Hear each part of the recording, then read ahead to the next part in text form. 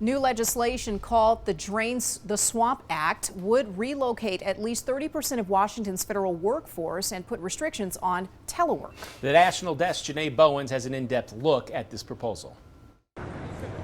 If you're a federal government worker in D.C., you might be moving soon. Republican Senator Joni Ernst's Drain the Swamp Act would require each executive agency to relocate at least 30% of its employees currently working at a D.C. headquarters to an office located outside of the metro area. In a statement, Ernst said this is to get bureaucrats beyond the D.C. Beltway to remind public servants who they work for. The bill calls for the rest of those headquarters employees to show up to the office 100% of the time.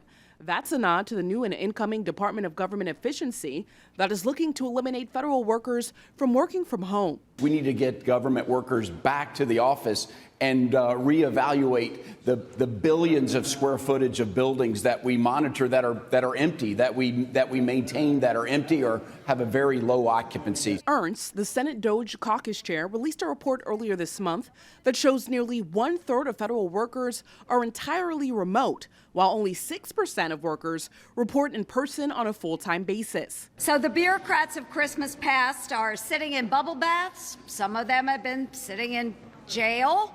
Some of them are running their very own small businesses while operating on the federal government dime. However, a federal report released in August shows only 10% of civilian federal employees are fully remote, and 79.4% of federal working hours were spent in person. No matter the numbers, it looks like there could soon be changes for federal employees. But what we're going to do?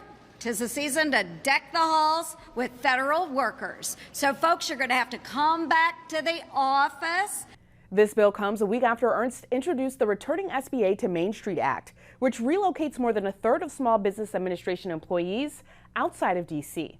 In Washington, I'm Janae Bowens reporting.